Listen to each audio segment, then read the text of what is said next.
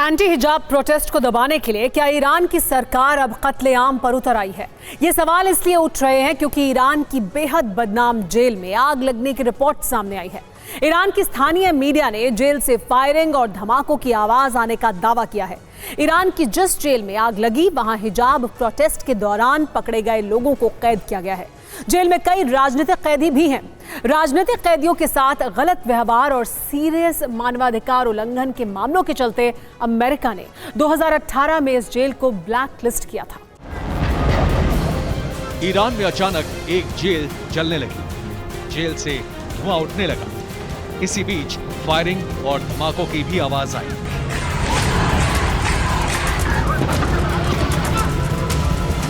आखिर ईरान की इस जेल में हुआ क्या था? जेल में आग की सच्चाई क्या है? गोलियां क्यों चल रही थी?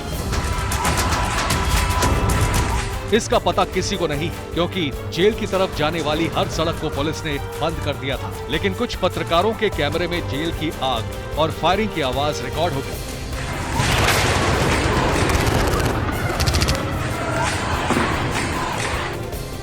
जेल में आग लगने की घटना सिर्फ एक हादसा है या फिर किसी बड़ी साजिश का हिस्सा, इसका खुलासा तो नहीं हुआ है। लेकिन एंटी हिजाब प्रोटेस्ट के 5 हफ्तों बाद अचानक हुई इस घटना ने कई सवाल उठाए।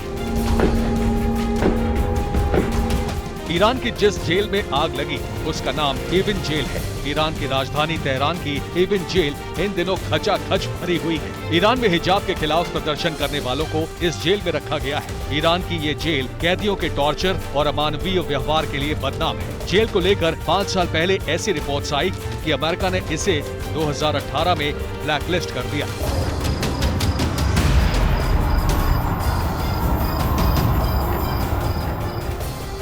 रिपोर्ट्स के मुताबिक पुलिस ने एविन जेल की ओर जाने वाली सड़कों को बंद कर दिया था। दावा किया गया है कि जेल से 3 बड़े धमाकों की आवाज सुनाई दी। कई लोगों ने विरोध के साथ अपनी एकजुटता दिखाने के लिए अपने वाहनों के हॉर्न बजाए।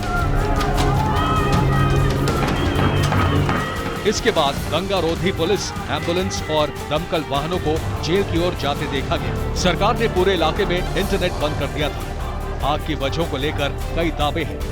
जेल में कैदियों और कर्मचारियों में विवाद।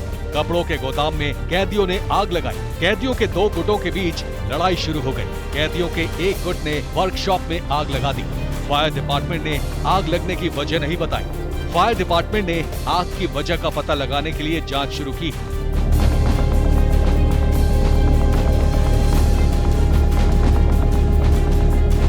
जेल में आग लगने की खबर फैलते ही तेहरान की सड़कों पर जबरदस्त विरोध प्रदर्शन हुए।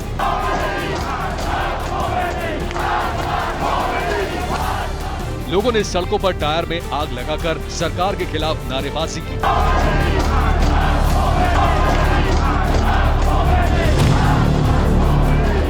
ईरान में अमेरिका की सेंटर फॉर ह्यूमन राइट्स के मुताबिक जेल की दीवारों के भीतर एक संघर्ष छिड़ गया और सबसे पहले जेल के वार्ड नंबर 7 में गोलियों की आवाज सुनी गई।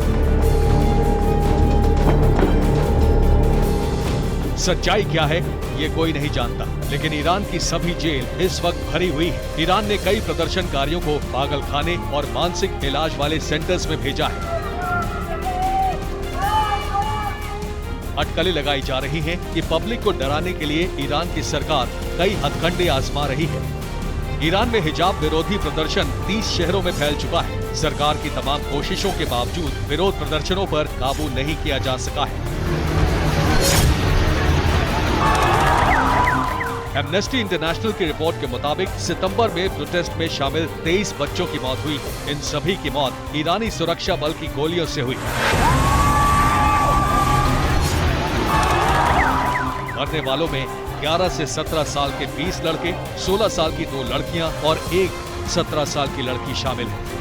Bureau report, TV9 Bharatvarsh.